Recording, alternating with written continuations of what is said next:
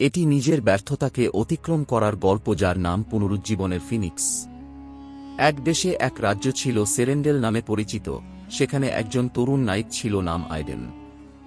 আইডেন তার সাহসিকতা এবং যুদ্ধের দক্ষতার জন্য পরিচিত ছিল, কিন্তু সে গোপনে ব্যর্থতার ভয় নিয়ে বেঁচেছিল। সে স্বপ্ন দেখত রাজ্যের সেরা নাইট হয়ে ওঠার, কিন্তু প্রতি চ্যালেঞ্জের মুখোমুখি হলে সে ভুল করার ভয় এবং আশেপাশের মানুষের নিরাশা হওয়ার ভয় পেত।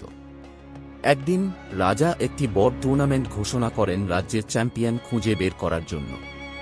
টুর্নামেন্টে নাইটদের বিভিন্ন পরীক্ষায় পরীক্ষা করা হবে, যেমন শক্তি, বুদ্ধিমত্তা এবং সহনশীলতা। আইডেন এটি তার প্রমাণের সুযোগ হিসেবে দেখেছিল, কিন্তু ব্যর্থতার ভয় তাকে পিছু হটিয়েছিল। তার বন্ধুরা তাকে উৎসাহ দিলেও আইডেনের মাথায় এক ভারী বোঝা ছিল। টুর্নামেন্টের দিন আইডেন তার বর্ম পরিধান করে অন্যান্য নাইটদের সাথে প্রতিযোগিতায় অংশগ্রহণ করে।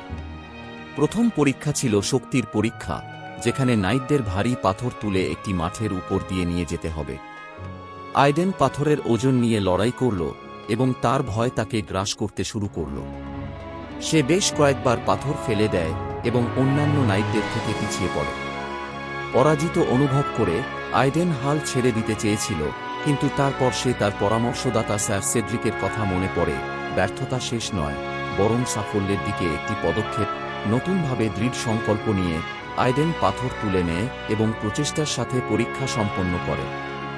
দ্বিতীয় পরীক্ষা ছিল বুদ্ধিমত্তার পরীক্ষা, যেখানে নাইটদের বেশ কিছু জটিল ধাঁধা সমাধান করতে হবে। আইডেন ধাঁধা নিয়ে লড়াই করল, প্রতিযোগিতার চাপ অনুভব করল। সে বেশ কয়েকটি ভুল অনুমান করল এবং তার আত্মবিশ্বাস কমে গেল। কিন্তু তারপর সে আবার স্যার সেড্রিকের কথা মনে পড়ে এবং শান্ত মন নিয়ে ধাঁধা সমাধান করার সিদ্ধান্ত নেয়। সে সময় নেয়, সাবধানে ভাবে এবং শেষ পর্যন্ত সমস্ত ধাঁধা সমাধান করে।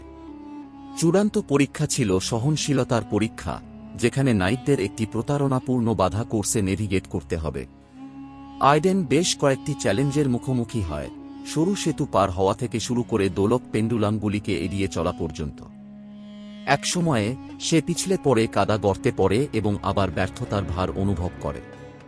কিন্তু হাল ছেড়ে দেওয়ার পরিবর্তে আইডেন নিজেকে গর্ত থেকে টেনে বের করে এবং কোর্স চালিয়ে যায়।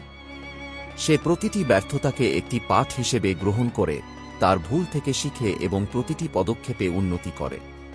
টুর্নামেন্ট শেষ হলে রাজা ফলাফল ঘোষণা করেন। আইডেন টুর্নামেন্ট জিততে পারেনি, কিন্তু তার স্থিতিস্থাপকতা এবং দৃঢ় সংকল্পের জন্য তাকে স্বীকৃতি দেওয়া হয়। রাজা তার অধ্যবসায়ের প্রশংসা করেন এবং তাকে বিশেষ সম্মান পদক দেন।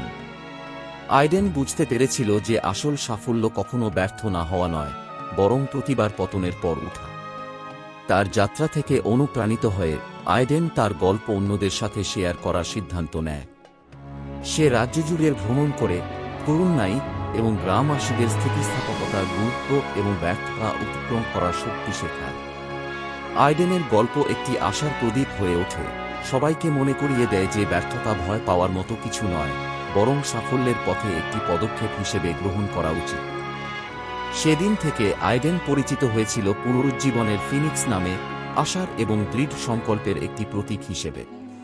তার উত্তরাধিকার বেঁচে থাকল ভবিষ্যতের প্রজন্মকে সাহসের সাথে তাদের চ্যালেঞ্জ মোকাবিলা করতে এবং ব্যর্থতাকে মহত্বের দিকে একটি পদক্ষেপ হিসেবে দেখতে অনুপ্রাণিত করে। আপনার যদি আমার এই ভিডিও ভালো লেগে থাকে তাহলে আমার চ্যানেলকে সাবস্ক্রাইব করতে ভুলবেন না।